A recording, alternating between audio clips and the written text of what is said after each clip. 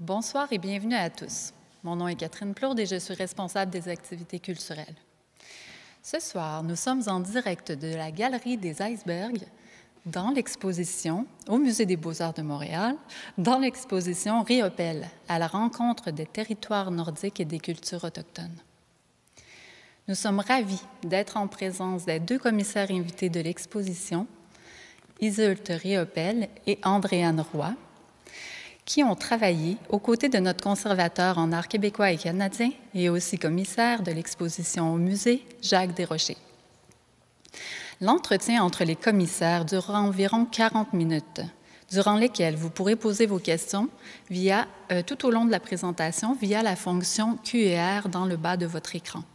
Elles répondront à quelques questions, à quelques-unes d'entre elles à la fin de la conversation. Laissez-moi vous les présenter en quelques mots.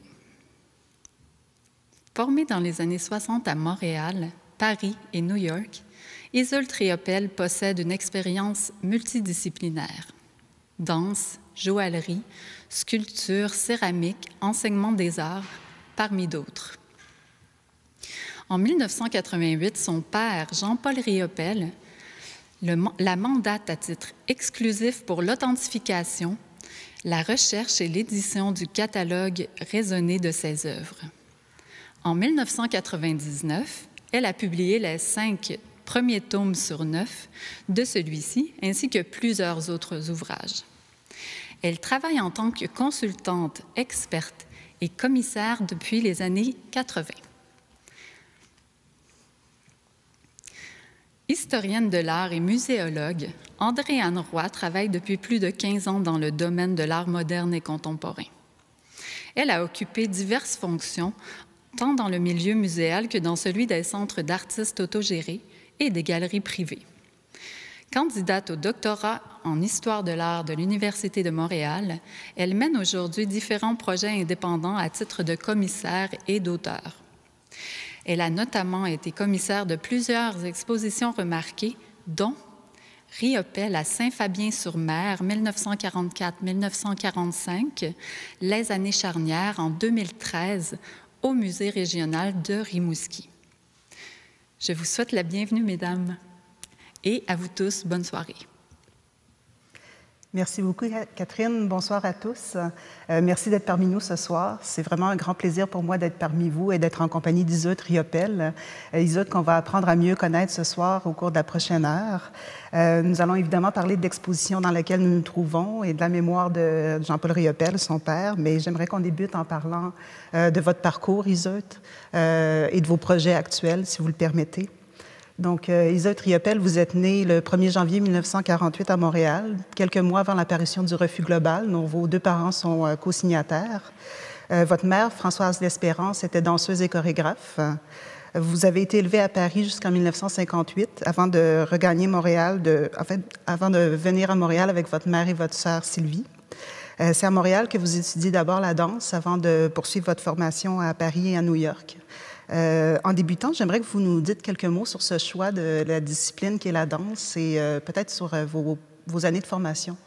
C'est-à-dire que ça a découlé tout à fait du métier de ma mère. Donc, très tôt, à Montréal, j'ai participé au spectacle de danse et aussi, puisque ma mère vivait, Françoise vivait avec Pierre Mercure, nous avons fait plusieurs spectacles, donc participer aussi à l'heure du concert. On a fait plusieurs voyages à New York pour visiter et voir certains happenings, dont ceux de John Cage, des spectacles de danse comme Nicolai, Homer Cunningham.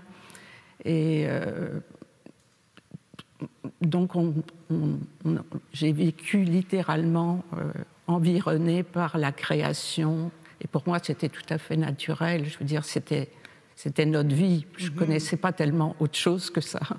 Oui, vous étiez dans un environnement artistique extrêmement effervescent, tant par les activités de votre père que votre mère.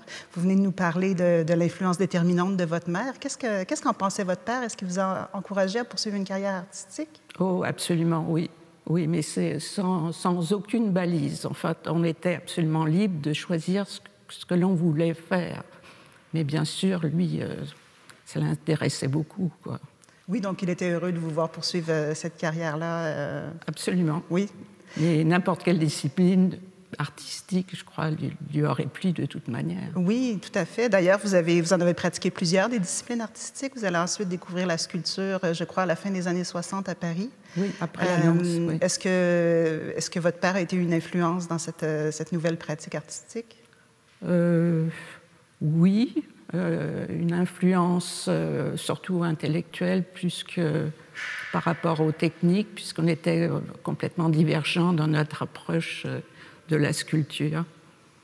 Pouvez-vous nous dire quelques mots sur votre approche personnelle de la sculpture? Ben, écoutez, au contraire de mon père, moi c'était très... c'était pas spontané dans le sens où c'était très léché, poncé, etc. Quand Jean-Paul, c'était vraiment l'approche très physique avec la matière. Et généralement, c'était la terre, moi aussi d'ailleurs. Oui, mais c'était complètement différent. Vous avez partagé un atelier avec lui à un certain moment. Qu'est-ce que vous avez appris sur sa démarche créative? C'est-à-dire que sa démarche créative partait à la découverte, si vous voulez. Il n'y avait pas d'idées préconçues, il n'y avait pas de plan. Il partait et là, il construisait fur et à mesure. Et j'ai vu la fontaine, la joute se construire à partir d'éléments comme des animaux. Et petit à petit, à force, il les a réunis, il les a fait danser ensemble et c'est devenu la fontaine. Mais ça a été un processus assez long puisqu'il fallait passer par le moulage et restituer les œuvres en plâtre, etc. Puis après les assembler. Donc ça a été un très long processus, très intéressant, mais pas préconçu. Au début, c'était des sculptures uniques, si vous voulez. C'était pas monté comme il les a montées après. Fascinant. Vous deviez vous sentir privilégié d'être au contact de sa création oui. de la très sorte. Privilégié, oui. Tout à fait. Donc, vous avez aussi pratiqué la joaillerie, dont Catherine a parlé brièvement, mais on vous connaît surtout pour le travail que vous effectuez pour le catalogue raisonné, votre travail d'expertise de l'œuvre de Jean-Paul Riopel. Donc, à partir de 1986, vous entamez des recherches afin de constituer ce qui va devenir le catalogue raisonné de son œuvre. Et dès 1988, votre père va vous mandater à titre exclusif pour la rédaction, la recherche, mais aussi l'authentification de ses œuvres. Donc, à partir de 1988, vous allez vous consacrer en grande partie à ce travail immense qui est la constitution du catalogue raisonné. Vous avez donc passé une partie de votre vie à vous consacrer à l'œuvre de votre père. Pour le bénéfice des gens à la maison, pouvez-vous nous dire en quelques mots qu'est-ce qu'un catalogue raisonné? Quelle est la fonction de ce type d'ouvrage pour la reconnaissance de l'œuvre d'un artiste? C'est le répertoire de toute l'œuvre, exhaustif de l'œuvre d'un artiste. Mais bon, finalement, ce n'est pas une fin en soi. Je veux dire, l'imprimer n'est pas une fin en soi. Il faut vraiment repasser par un processus d'authentification pour beaucoup d'œuvres. Donc, c'est le catalogue raisonné, si vous voulez, la définition du raisonné, comme le décrivait Vanda Neuguet-Briand, qui était l'experte de l'œuvre de Henri Matisse, vient du fait qu'avant la photo, on décrivait chaque œuvre, on raisonnait chaque œuvre, c'est-à-dire le vase bleu avec des miroitements posés sur une table rustique, voilà, c'était à droite et à gauche, et voilà, c'était raisonné. D'où cette expression, en fait. Ben oui, c'est fascinant. Cette définition. Cette origine-là du terme. Ben maintenant, avec la photographie, bon, on n'a pas besoin de raisonner de cette manière. C'est ça, ça a bien changé comme travail. Au départ, est-ce que c'était une demande de votre père ou c'est plutôt vous qui avez pensé à cette idée ou à cette nécessité, j'ai envie de dire, de constituer un catalogue raisonné?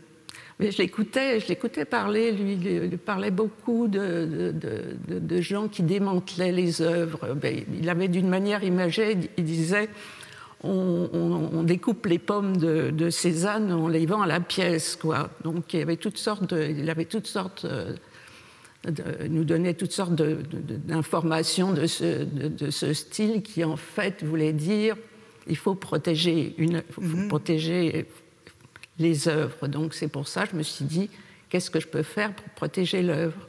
D'autant plus que je voyais bien que les triptyques, les quadriptyques étaient scindés en plusieurs œuvres. Enfin, il y avait toutes sortes de choses. Ou les œuvres qu'on faisait vieillir, qui étaient toutes des années 50. Donc, ce n'est même au-delà. Oui. Donc, j'ai posé des questions et moi-même, je ne savais absolument pas ce qu'était un catalogue raisonné. Donc, on m'a dit il faut faire un catalogue raisonné. Alors, j'ai commencé comme ça. C'est fascinant ce que vous nous dites, parce qu'au-delà d'être un outil de recherche, c'est aussi un outil de préservation des œuvres ou de leur intégrité. Absolument. C'est fascinant. Lorsque vous y travailliez du vivant de votre père, quel genre de collaboration vous aviez avec lui? Est-ce que c'est lui qui vous a un peu formé ou c'est vraiment au contact, j'ai envie de dire au long contact de ses œuvres que vous avez appris à développer cette expertise-là? Oui, écoutez, j'en avais une au-dessus de mon berceau, alors. Oui. Non, lui, il se débarrassait des problèmes et me les envoyait. Il était trop embêté par l'arrivée de certaines contrefaçons. Il se débarrassait. Il disait, bon, occupe-toi. OK, il vous laissait gérer les problèmes épineux. Voilà.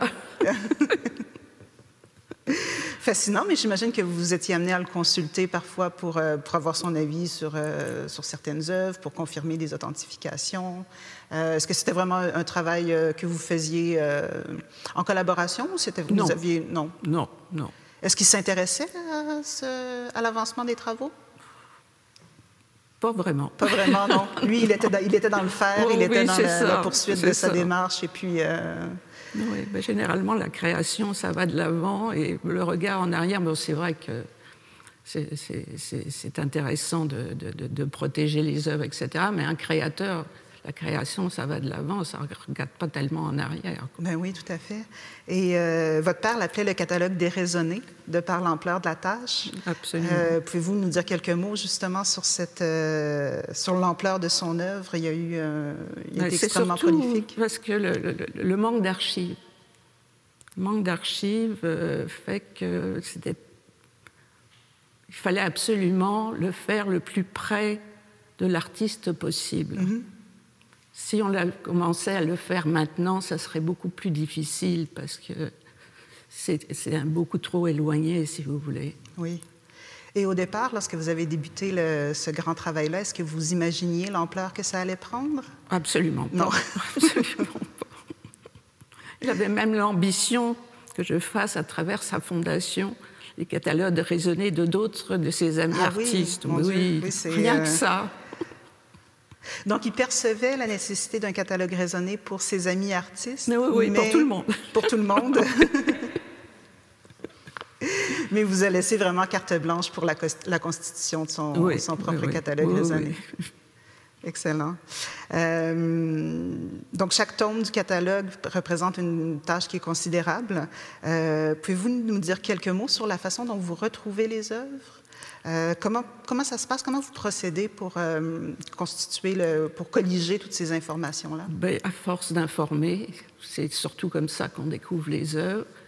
Maintenant, ça arrive surtout, les vrais collectionneurs, mettons des années 50, pourquoi se seraient-ils manifestés? Ils aiment les œuvres, ils les ont sur leur mur, et puis voilà, quoi, c'est des vrais collectionneurs. Mais bon, maintenant, avec les successions, c'est comme ça qu'on retrouve beaucoup d'œuvres. Parce que pour une raison ou pour une autre, les gens qui héritent des œuvres les vendent pour des questions monétaires ou alors parce qu'ils tout simplement ils n'aiment pas les œuvres, ça se peut. Donc c'est comme ça qu'on retrouve les œuvres. Donc lorsque les œuvres sont sur le marché. Voilà, dans absolument. Les ventes aux enchères. Reviennent sur le marché, c'est comme ça maintenant qu'on retrouve les œuvres. Parfait. Oui. Est-ce que parfois les collectionneurs vous contactent pour soumettre leurs œuvres? Il y a certains qui me contactent, mais c'est surtout à travers les salles de vente, je dirais. Parfait. Le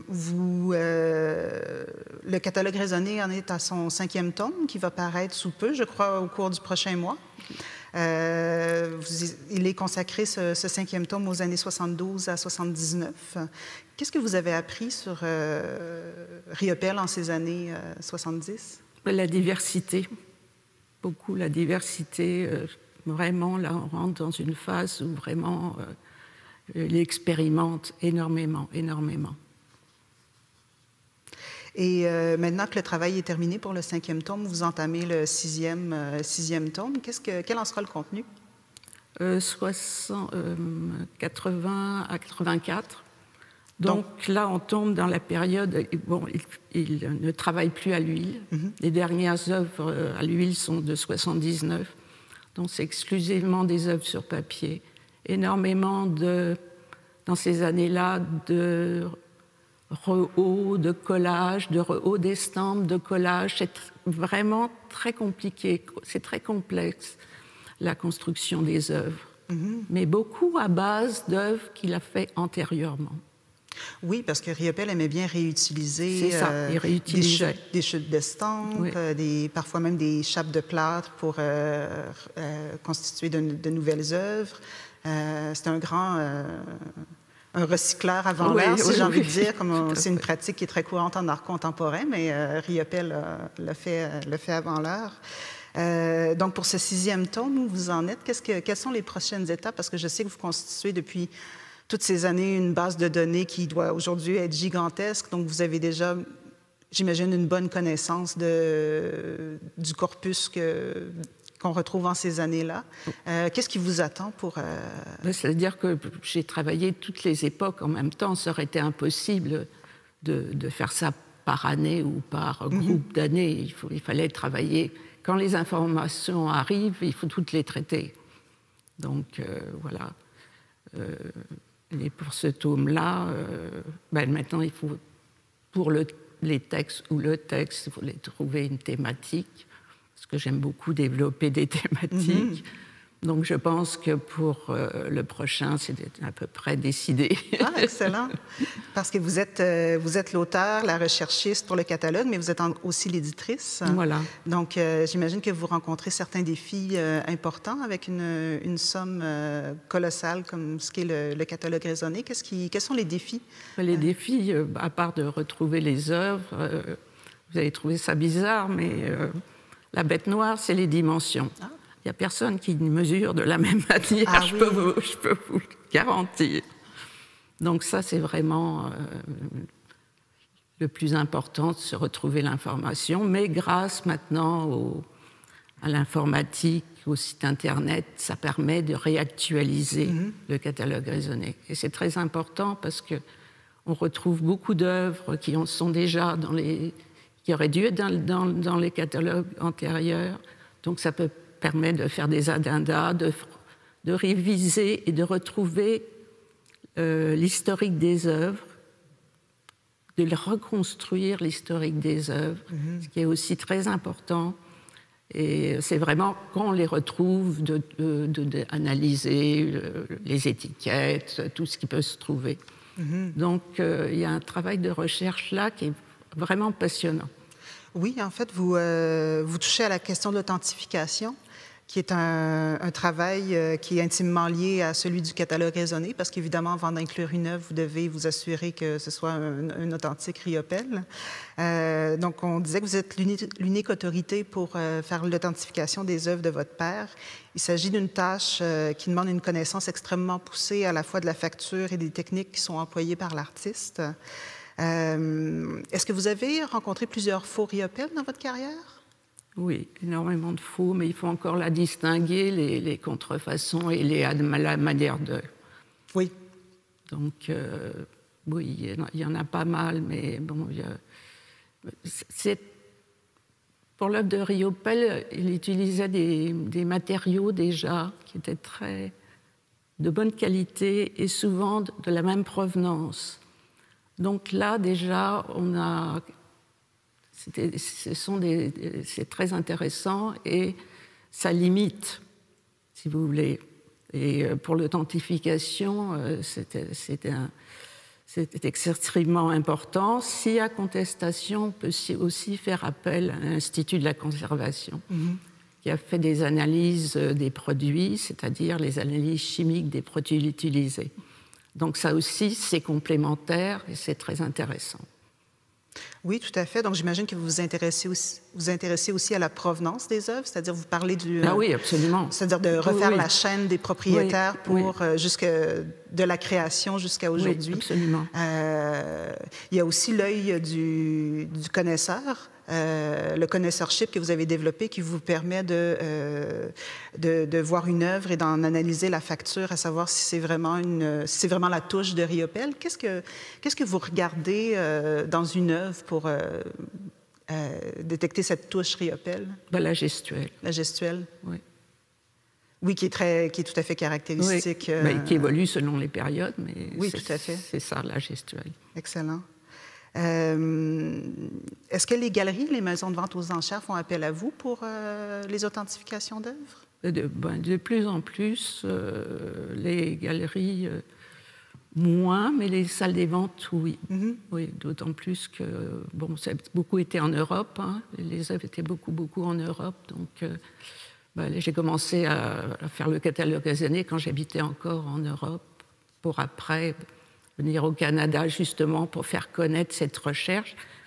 Et donc, je suis revenue le 26 juin 1994. Mm-hmm.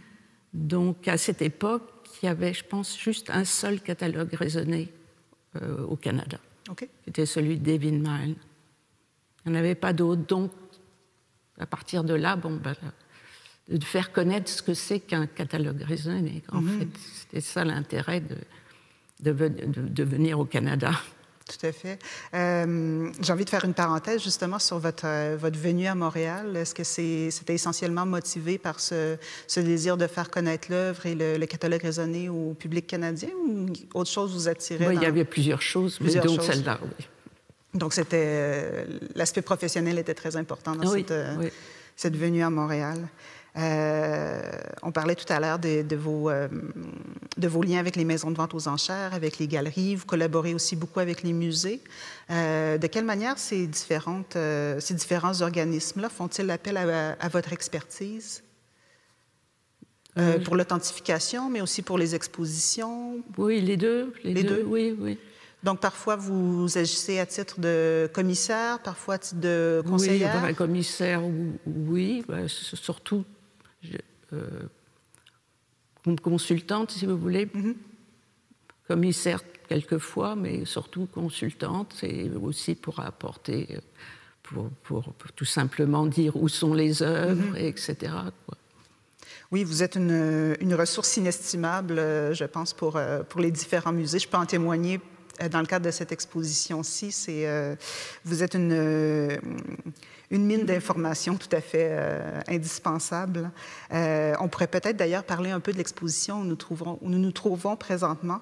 J'aimerais que nous parlions entre autres, de la genèse du projet, puisque vous avez débuté vos recherches sur la thématique nordicité et inspiration dès 2003.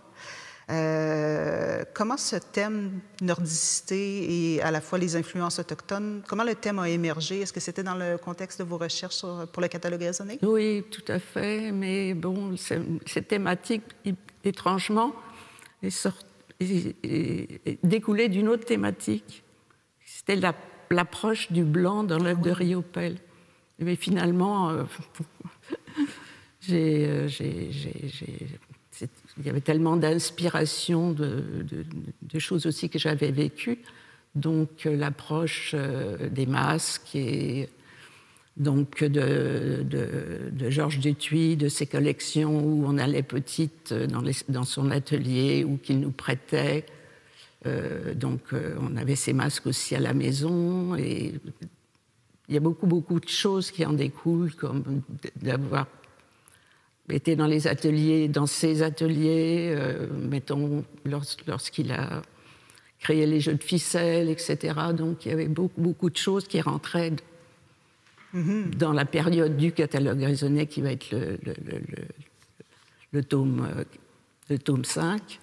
Donc, c'est à ce moment-là que j'ai commencé à travailler cette thématique-là. Après, je l'ai proposée à plusieurs musées. Et finalement, on a travaillé avec Ray Allen Wood sur un texte qui a été... qui va apparaître prochainement, donc, qui est le début de la recherche que nous avons continué avec vous et le musée et Jacques Desrochers. Oui, puis je pense que ça va être un ouvrage qui va être tout à fait complémentaire à l'exposition, un ouvrage qui sert d'autres fonctions, mais pour les amateurs de Riopelle, je pense que voir les deux, voir l'exposition et consulter votre catalogue sur les années 70 en parallèle, ça pourrait être très riche. D'ailleurs, l'exposition se concentre essentiellement sur les années 50 et les années 70.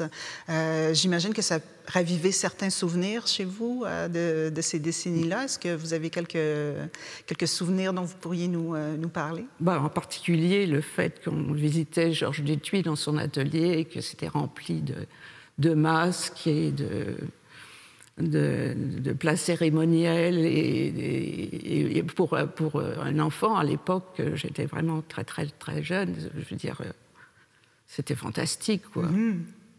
Oui, et l'exposition Georges Dutuit, qui est un historien de l'art, qui était aussi un critique de l'art contemporain, un grand ami de Riopelle, est une figure qui est assez importante dans l'exposition. C'est une figure qui nous permet de comprendre certaines inspirations de Riopelle, entre autres tournées vers l'art autochtone. Donc l'exposition et son catalogue démontrent, je pense, tout cet amour qu'avait Riopelle pour les cultures autochtones. Est-ce que c'est quelque chose dont il vous parlait? Non, pas vraiment. On ne parlait pas vraiment. On partageait les lectures, si vous voulez, comme les rois de Tulé, les derniers rois de Tulé, où on avait accès à tout ce qu'ils lisaient, et ils nous encourageaient, mais on n'en parlait pas forcément. Okay. Bon, on visitait les musées, beaucoup, le musée de l'Homme en France, à Paris, le musée de l'histoire naturelle à New York. Enfin, on a fait beaucoup de choses de découverte avec lui de ce style. En fait, il nous encourageait à voir, en fait. Oui, c'était un grand curieux qui aimait partager aussi ses intérêts. Oui. C'était aussi un grand voyageur, et l'exposition en rend compte. Est-ce que, lorsqu'il revenait de voyage, est-ce qu'il vous parlait de ses expériences, soit ses expériences de chasse, de pêche, ou encore l'expérience des territoires qu'il a visités? Oui, je les appellerais plutôt des expéditions, la manière dont il en parlait. Oui, mais bon, c'était des expéditions qui duraient peu de temps, mais il revenait toujours raconter toutes ces... Mais c'était un grand conteur, il faut dire aussi. Des fois, on trouvait que c'était un petit peu magnifié. Oui. Je pense qu'il aimait bien avoir un public, Riopelle. C'était un homme qui aimait être entouré de gens. Oui, communiquer. Communiquer, tout à fait. Un grand conteur. Oui. Par contre, on dit qu'il ne parlait que très rarement, voire jamais de peinture. Est-ce que c'est... Non, oui. Son expression favorite, que quelque chose l'embêtait, il disait « parlons peinture », ce qui voulait dire « surtout ne parlons pas peinture ». Excellent. J'aimerais peut-être terminer sur un dernier pan qui est celui de la Fondation. Je pense qu'on est nombreux à être assez excités par cette création d'une fondation Jean-Paul Riopelle, d'autant plus qu'elle sera installée ici à Montréal. Il faut dire que le rêve de Riopelle d'avoir une fondation à son nom date de longtemps déjà, dès la fin des années 60. 68. 68. Oui. Pourriez-vous nous parler justement de ces premiers projets de fondation? C'est-à-dire que ça a découlé finalement il a commencé à travailler avec la Galerie Mag, qui elle-même a créé sa propre fondation dans le sud de la France. Et dans cette fondation, il y avait le côté muséal, mais il y avait aussi des ateliers d'artistes. Il y avait 2 ateliers surtout. Un atelier de gravure avec Dutroux et un atelier de céramisme qui a été